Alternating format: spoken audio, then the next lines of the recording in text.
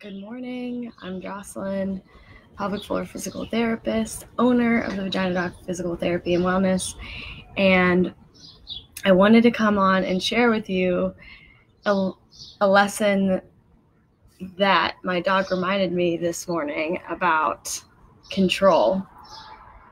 You know, it's an interesting time that we're living through now with the global pandemic. There's so much that is unknown, and there's so much out of our control that it seems as though you can really sink in this time if you don't have that ability to just let whatever you can't control go. And sometimes, I do really well with this, and other times I don't. It's a constant thing that I'm working on. But before I got my dog Louie, I was terrible at this. I tried to control everything. And then Louie was the saving grace when it came to learning this principle, because since being able to more consistently let go of what I can't control, my life is just so much more fulfilling, and I'm happy much more frequently than before. So this morning, I was walking him, and he has this behavior about him that when he has to poop, he puts his head down, his tail changes somehow, and he just beelines. He beelines to the rocks. And oh my gosh, we've worked so hard when I say we, Louie and I have worked so hard to walk as a unit, and it's both of our walks, not just Louie pulling me. And so when he does that, my instant rooted nature is to want to react and yell at him or tug him back. But I've set the boundaries. I've taught him habits, walking habits, and typically etiquette, but he has to poop. It's just, I finally learned that he had to poop. So rather than getting angry because it's annoying, he just walks in freaking circles, and he just takes forever to choose a spot to go. And so I'm I can either be annoyed here, even though this is necessary, or I could just take him off the leash, let him go, and be close. Because ultimately I can't control him at this point. He has to poop, and it's just going to happen. So I just unhook him, and I'm like, fine, go. And I stay on the side, and he goes, and he poops, and I pick his poop up, and I put him back on the leash, and we move on. But there was a point in time where I just fought him, and it served neither of us. It didn't serve him. He just pulled harder, and then it just made me more angry. And so ever since learning that and just saying, okay, I can't control Louie's bathroom habits, I got to let him go, even though it's super simple. We have such a more enjoyable walk when I just let him. I had to set foundations, and we had to train first. This didn't happen right away. Then once I learned his behavior and trained him, it has been so much more enjoyable just letting him go when he has to poop. Before, when I first got him, it was really challenging because I didn't have these guiding principles down. And so when I was expecting Louie, because he's such a smart dog, I was expecting him to be like a human, when in fact he is not a human, and he doesn't have higher cognitive centers to know the same sort of things that we as humans know. So things like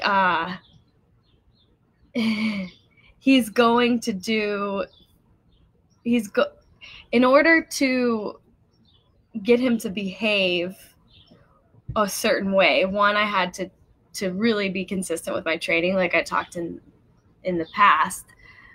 But I also had to remember that ultimately I can't control him.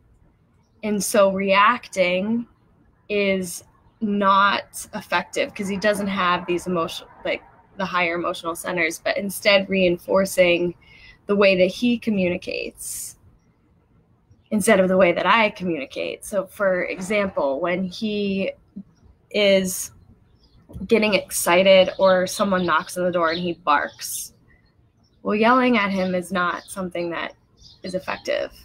I had to learn a different way, reinforcing positive behavior.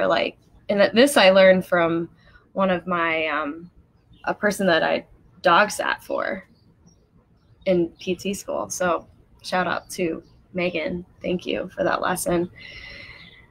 But yeah, we can't control our dogs, and it's a really good reminder that you just have to put things in place to hope for the best outcome. And then when things happen, respond in such a way that,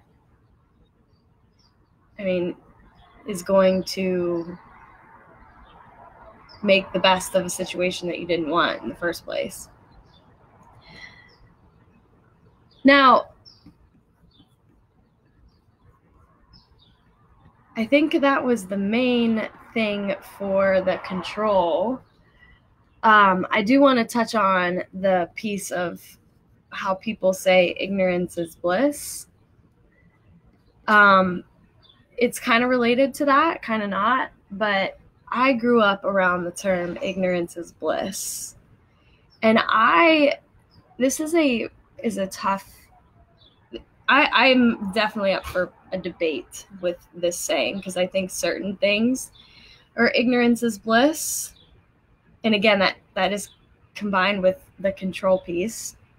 But then I think ignorance is bliss really defies the habit of being proactive about things. So one thing when we say ignorance is bliss about my mom used to say this all the time. And I think that when I see people and talk to them about pelvic health, they ask me, a lot of people say, I don't want to know. Ignorance is bliss. Don't want to know. I think that doesn't serve us. This is what goes directly against the law of being or the principle of being proactive in identifying things that could be worked on to prevent a total downward spiral. And why I thought about that this morning was because I so often preach, like, hey, get into your body, pay attention to your habits. Like, what are you doing? What's your strategy? Because so often we're numb. We're totally ignorant of what we're even doing. And so to that point, if you're always into yourself, it makes it really hard to observe what's going on with you or going on in your surroundings. So it's almost like you're ignorant to the surroundings. I was listening to an audiobook this morning, and Louie was tugging, and it was he already pooped, so I turned the poop brain off. But he was tugging, and he was displaying the same behavior, but I was so into myself at that point and just thinking about all me.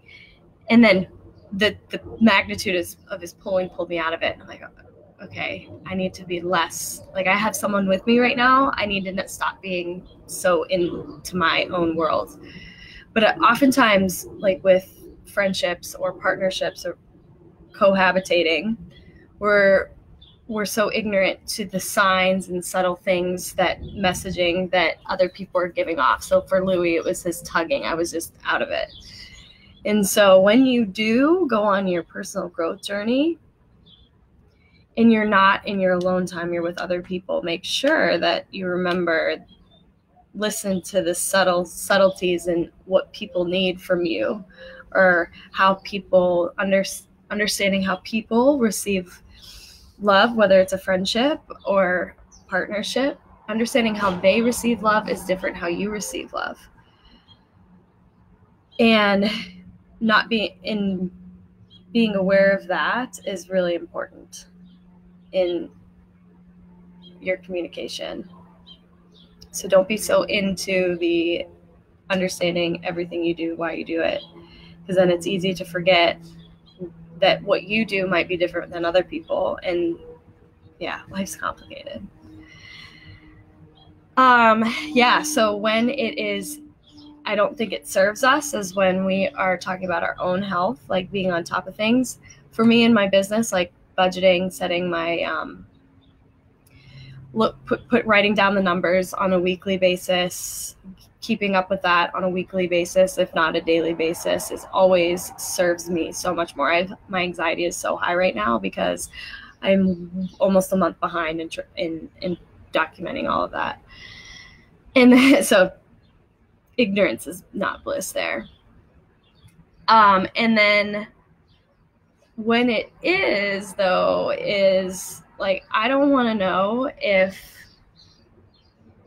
I'm going to have cancer down the line. So obsessing about the future, it doesn't serve me. Trying to control the future doesn't control me. So it's out of my control. Whether or not I get cancer is out of my control. So I don't want to try to control it and think about it.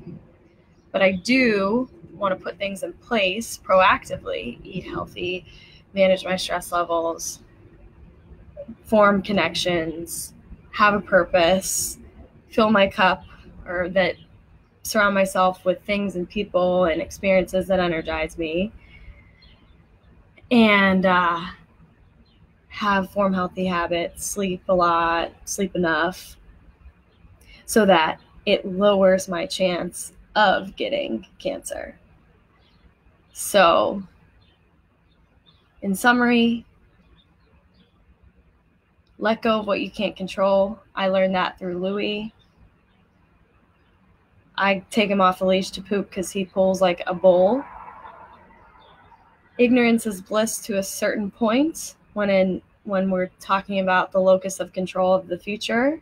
Can't control the future, but it doesn't serve us for putting things in place in setting us up for the best future, or the best that we can do. And then also when you're on your personal growth journey and you are working on self-awareness, remember that being in tune to those that are around you and their messaging, whether it's direct communication or nonverbal communication, is really important. So not being ignorant to that. I hope that you have a wonderful weekend. If you're getting value out of these live videos, either to be notified, change your settings that you'll get a notification when I go live. It's typically between the hours of 6:30 and 7:30. I post these on YouTube, so follow my YouTube channel. I'll put the link in the comments. Subscribe to the YouTube channel. If you want to follow me on Instagram, I'm at the.vaginadoc. And then if you're interested in learning more about pelvic health in active women and female athletes, I do have a Facebook group called the Pelvic Floor Support Group for female athletes and active women, and I would love to have you. Have a great weekend. See you next time.